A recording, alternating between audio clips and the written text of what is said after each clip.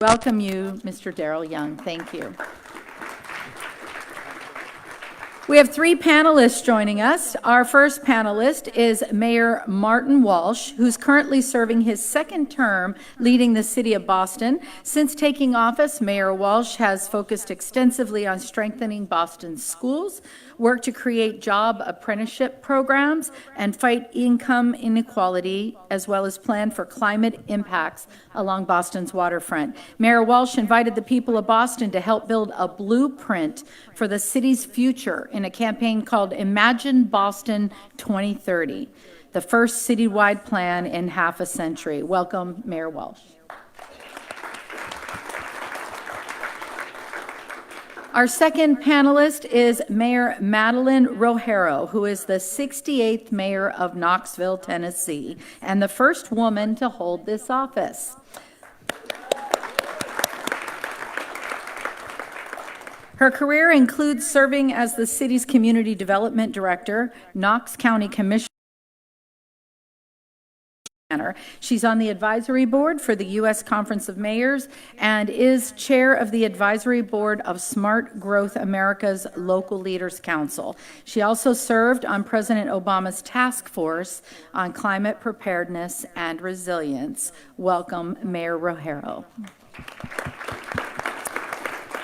And our final panelist is Mayor Lucy Vinis of Eugene, Oregon. Mayor Vinis has focused her efforts on addressing climate change and tackling homelessness while supporting the growth of Eugene's burgeoning tech sector.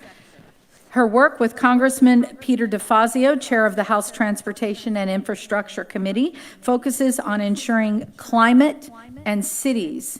Those topics are well represented within new federal legislation. Welcome, Mayor Vinis. I turn it over to you. Thank you very much. Aligning, convening, connecting, coordinating. That is one role, or a variety of roles that philanthropy can play. Today we're going to talk a little about what is the interface between mayors, cities, and philanthropy. Recognizing that if you know one philanthropy, you just know one philanthropy. There are a lot of different models for that.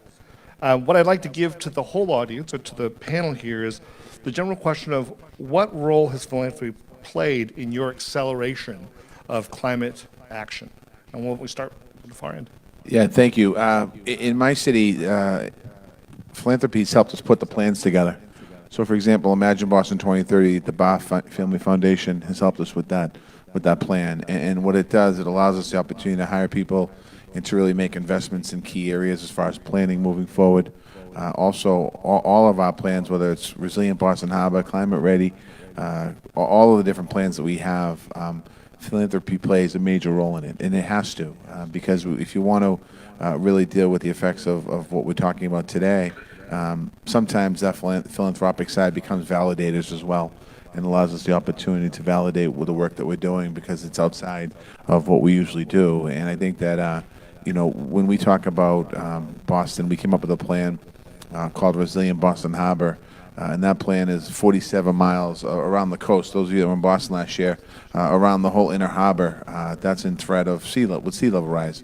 And the buildings are built on it, and there's a lot of concern that we have in the harbor itself. And we're talking today about the investments that are going to be made along building that 47-mile, literally walkway. It's going to be made by the public, by the government, by the city, hopefully by the state, someday maybe by the federal government, by some of the private developers as well. But philanthropy has to be part of the conversation and part of the role in moving us forward. So there's a lot of different levels of that. Great. Mayor?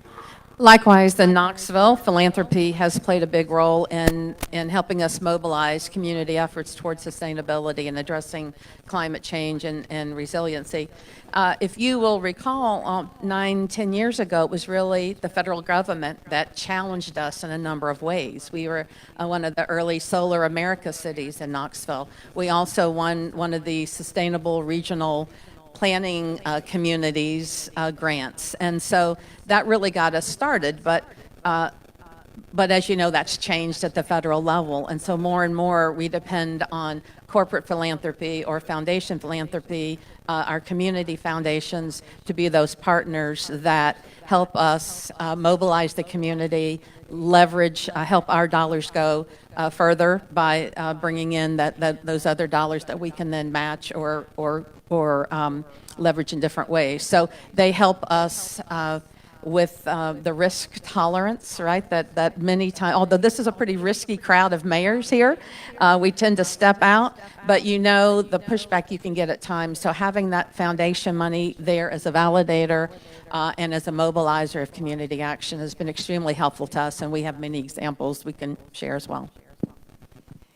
And in Eugene, I would say that to echo what my colleagues are saying, that you know, we're in this different climate. It used to be, not to pun on climate, but it used to be that we looked at foundations for that sort of quick innovation investment, you know, that pilot project, and then we would carry it forward. But what we're really looking for now are those enduring, abiding partnerships we are planning together, envisioning together, learning from experience and taking the next step. And at least in the state of Oregon, our tax revenues are down. I mean, our population is growing. We have a growing population, a growing economy, but we actually have lower tax income. So tax revenue. So we're actually not keeping pace, and we're looking to the philanthropic community to support that. And I'll just give one very quick example that we would see in terms of housing. We have a housing crisis.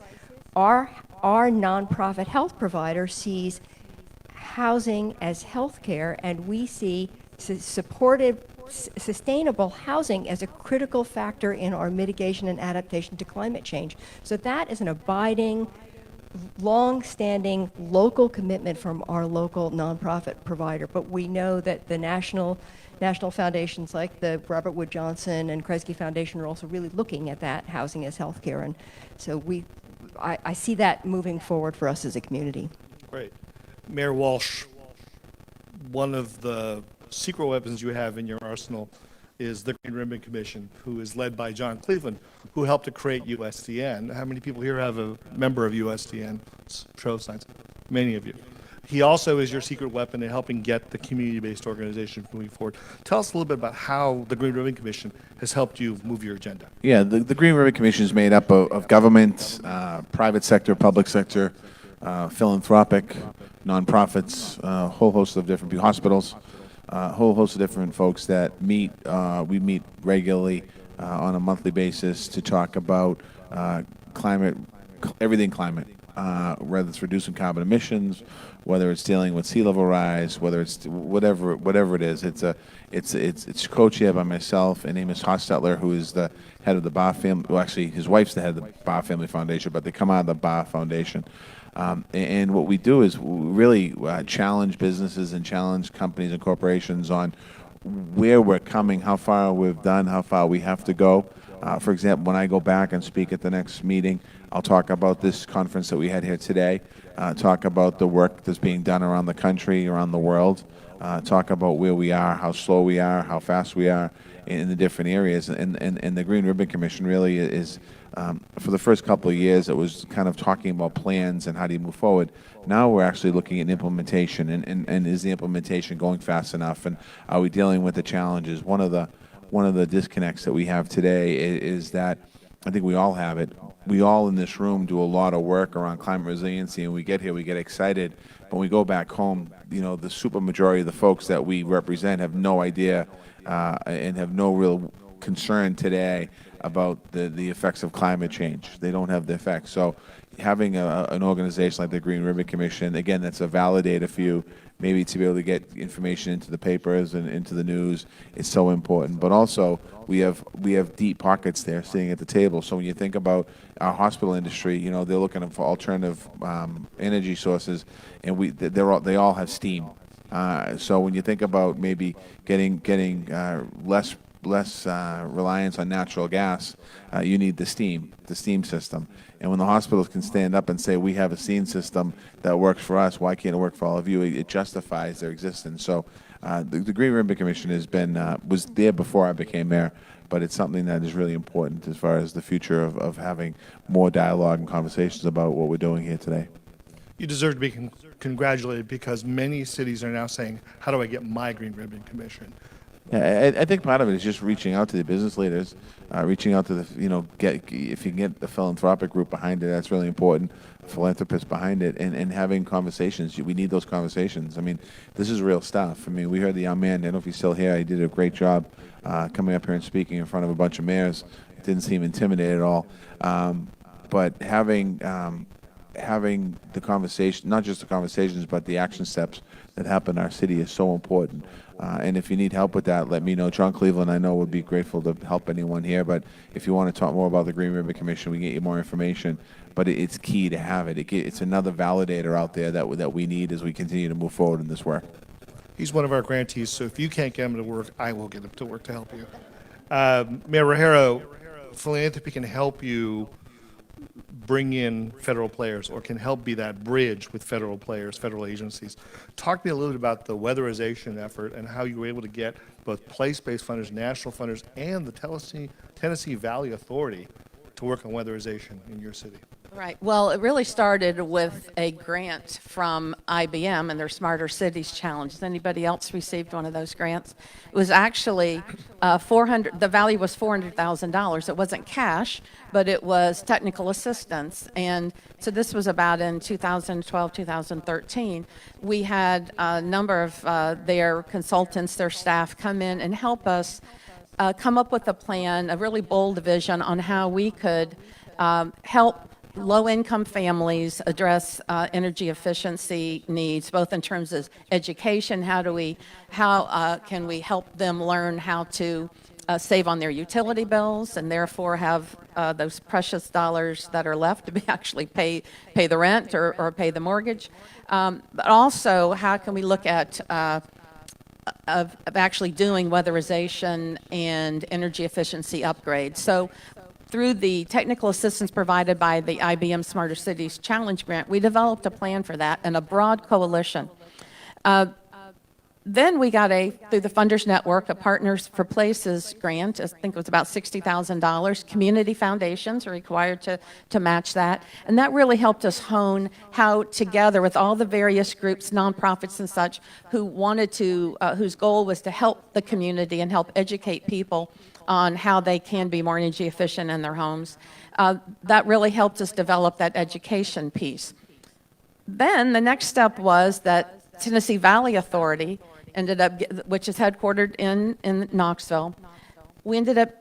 Because of these plans, because of this bold vision and this extensive coalition, we won a $15 million grant from them in order to actually do energy efficiency upgrades, whole house, free to those who qualified, and weatherization to low-income families throughout our city. And we impacted about 1,300 families. We ran this was not money directly to the city, but we ran it through our Community Action Agency, and they actually did, working with a number of local contractors, did the upgrades. Another outcome from that is because of this coalition, our local utility board, KUB, Knoxville Utilities Board, their board voted to enact a Rounded Up program. Not one that you opted into, but one that you could choose to opt out of. And so all of us who have not opted out of that program now have our bills rounded up to the next dollar. And every penny of that goes into a fund, which again goes to the local Community Action Agency's housing program, and energy efficiency upgrades and weatherization is done. So it really started with that Corporate Philanthropy Challenge through IBM, the Funders Network Challenge, and then the money through TVA that really helped us impact over 1,300 homes in low-income families. Since you've applied for that, the amount of money that's available has increased. We're happy to have been the inaugural funder for the Partners for Places program, and it's a partnership with the Urban Sustainability Directors Network.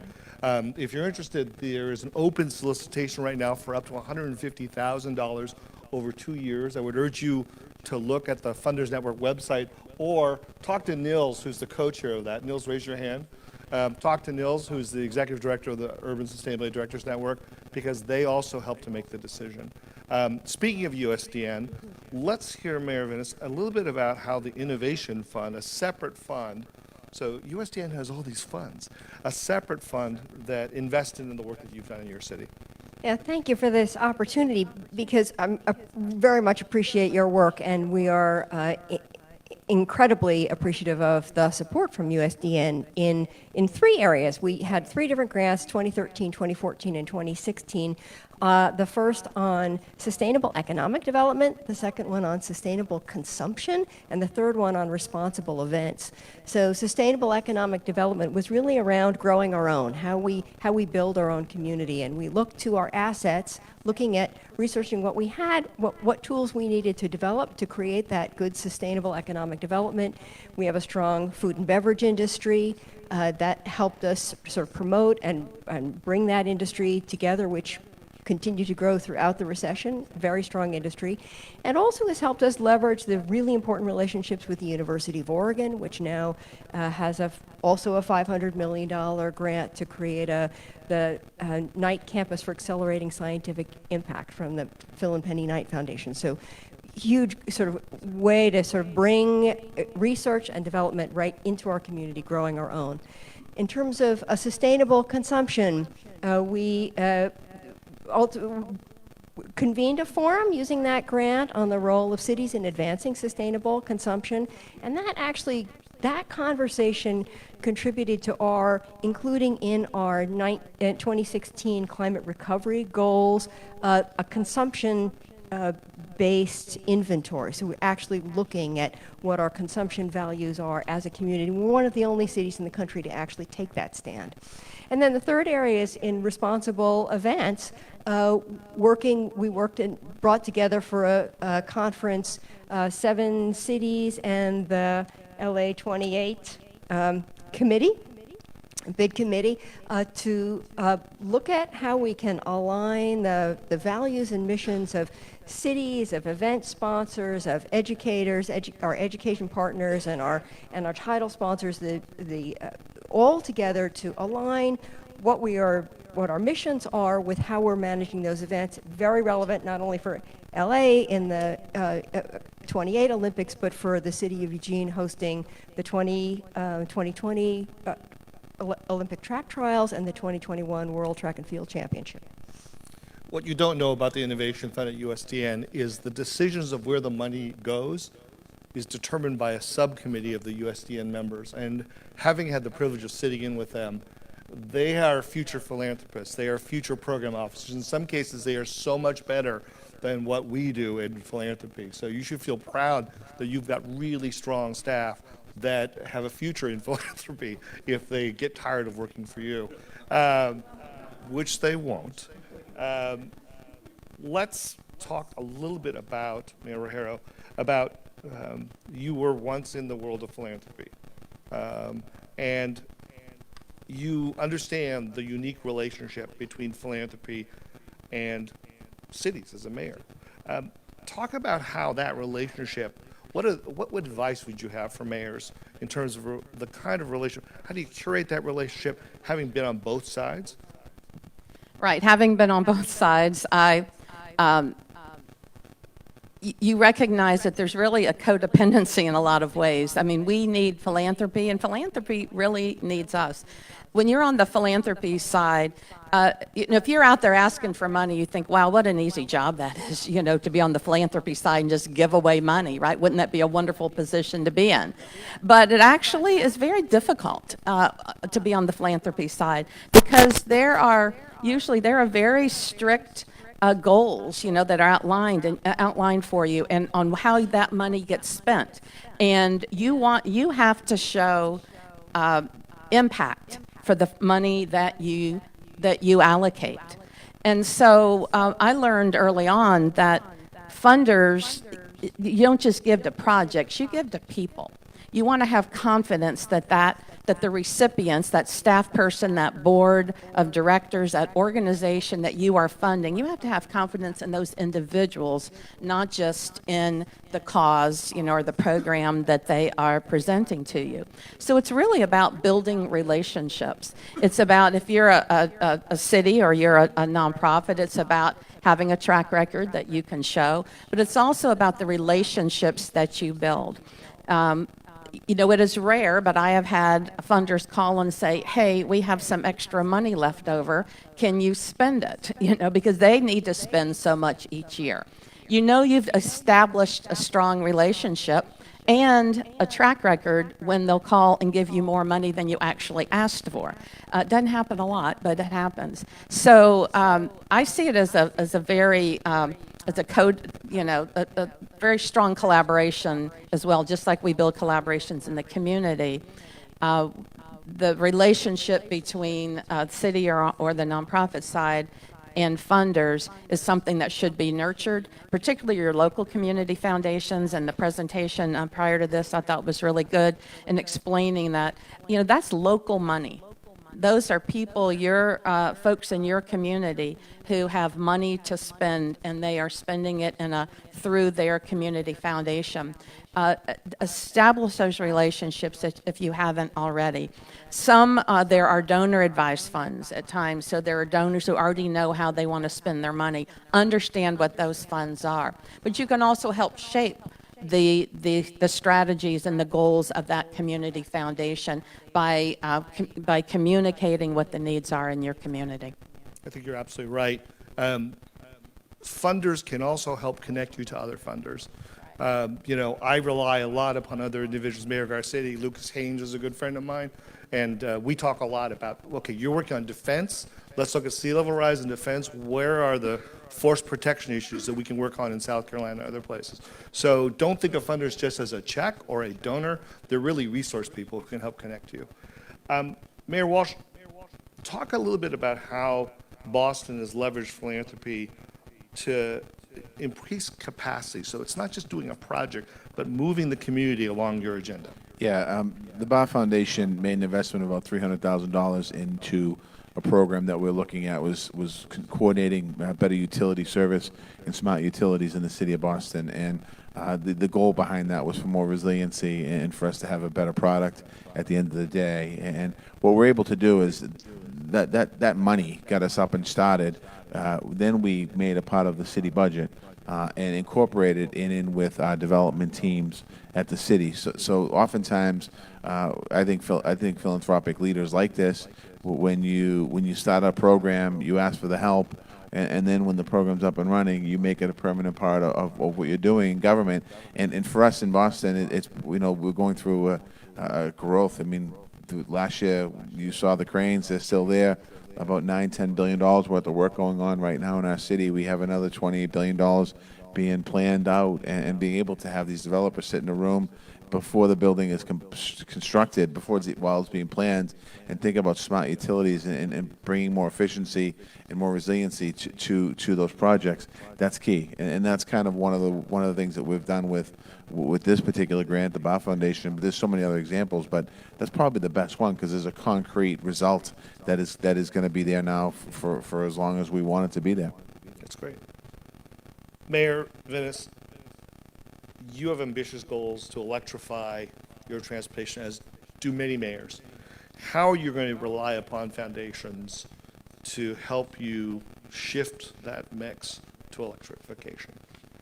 We do have ambitious goals, and we have the advantage of having primarily hydropower in our community, so electrifying is actually sort of not a heavy lift for us. We do have in our climate goals a goal to increase, and our transportation goals to increase the number of electric vehicles that are on our roads, and that range, depending on how ambitious we are, ranges from 20,000 new electric vehicles to 70,000 new electric vehicles. And to put that in perspective, we have about 200,000 vehicles on the road in our general area, so we're looking at 10% or more. And when you think about that, the people who can make that transition to an electric vehicle are prosperous people. They are people who have means, and we are actually, like Honolulu, we have a high percentage of folks in our Alice report that are low income, and we want them to benefit from that electrification. That's a social equity question. That's an access question. Poor people are going to tend to drive farther, and they're going to tend to drive older cars. So how do we extend that? So we have a partnership, the City of Eugene, with our local utility, with the State Department of Energy, and with a statewide nonprofit that's focused on adoption of electric vehicles to sort of look at how we provide that kind of support to make it more generally available. And we will be looking for a philanthropic partner to help us support that effort. I have a name of a foundation for you. I'll tell you them later. Let's now go from the specific to the broad, and let's look at the issue of philanthropy and cities collaborating together. Talk a little bit, if each you could talk a little bit about how you can maximize the resources. I mean, I'm a recovering bureaucrat, and I understand that there's a limit to how much government can do based on statute. But it's amazing how resourceful mayors and their staffs can be. Talk a little bit of how foundations can augment or enhance or force multiply, if you will, the resources you have at your disposal. We'll start with Mayor Walsh. I think one of the things that's important is to, we have a lot of foundations in Boston, just to let them know that we have skin in the game. I think that's key. In this year's budget, which passed yesterday, we took 10% of all of our capital spending towards resiliency. And that's something that we're beginning now and going to increase, obviously, as time goes on. And I think when you're building those relationships up with philanthropy and you're talking about that, and you can show people that you've made a big investment at the forefront, and that investment is there for years to come, I think that should only strengthen the relationship.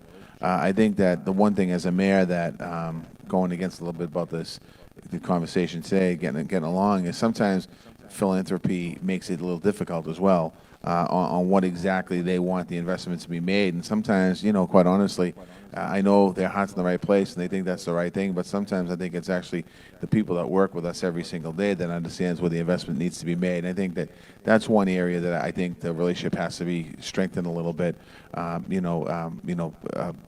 That's probably my biggest obstacle.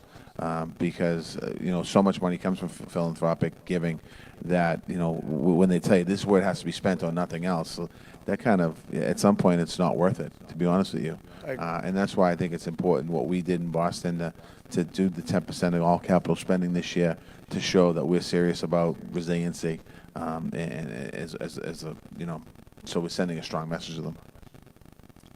Yeah, I want to build a little bit on that. There are times when it's not worth it to get the grant dollars, because if the cart, what's the expression? If the cart is pulling the horse, right? And so there are times when we have not gone after a grant or not participated because it wasn't the real direction we needed to go in. So I think there's a responsibility on the philanthropy side as well. If you truly want to serve the community, then know well what the real community needs are and work collaboratively with those community partners. The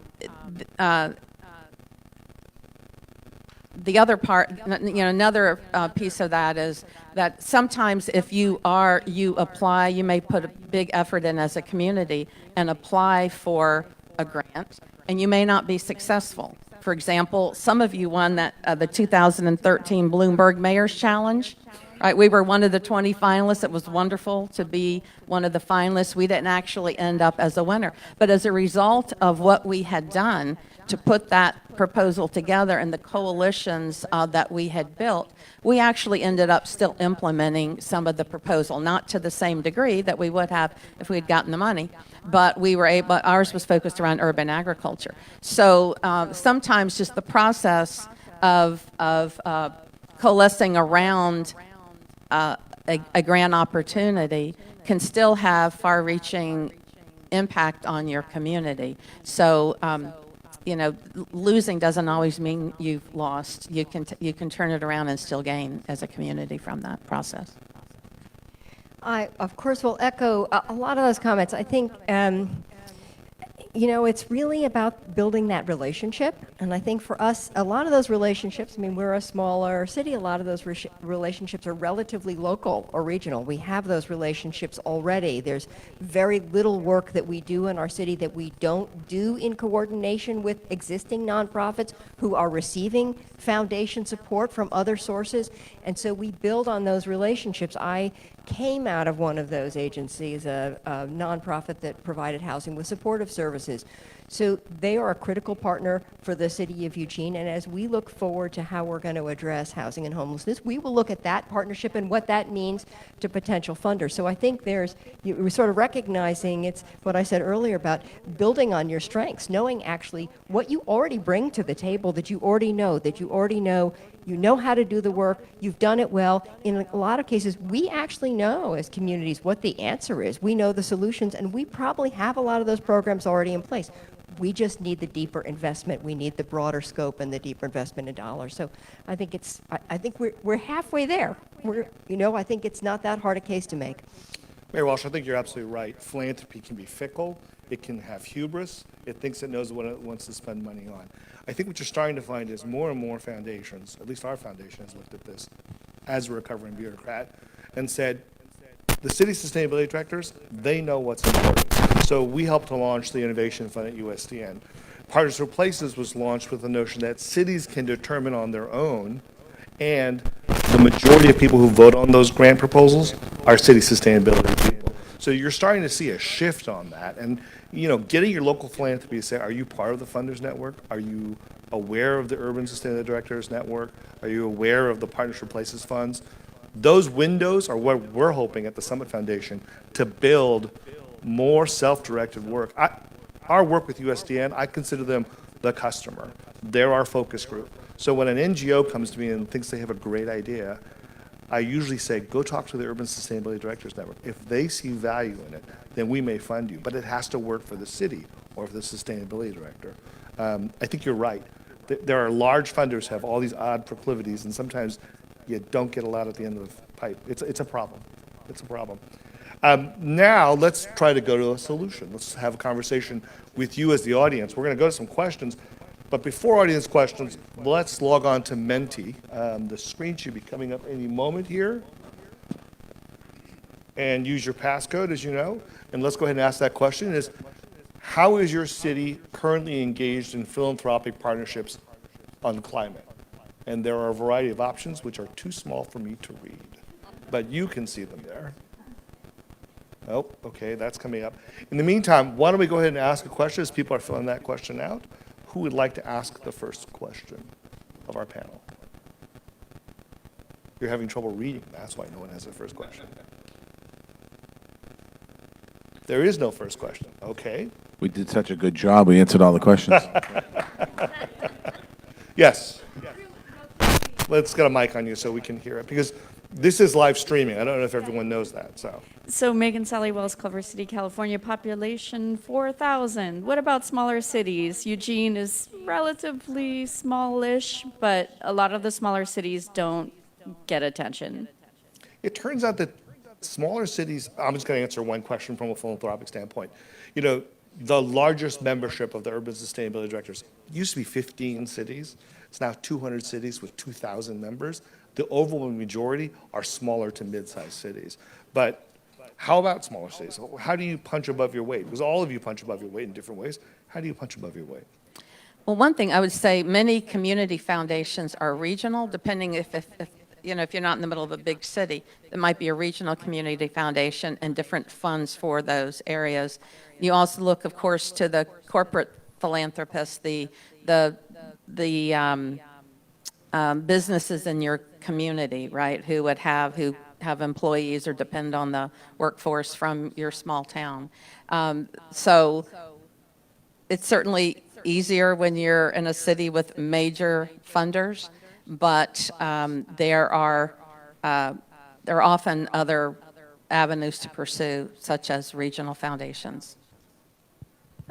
I also, Eugene is a larger city in a county that's quite rural, and there are a lot of small communities there. And I actually think that we have a responsibility as the larger city also to to communicate and extend and coordinate with the county on a lot of these issues, and we've been doing a lot of work to coordinate with the county. We do it with our lane sector strategies in terms of identifying where we're building our economic sectors.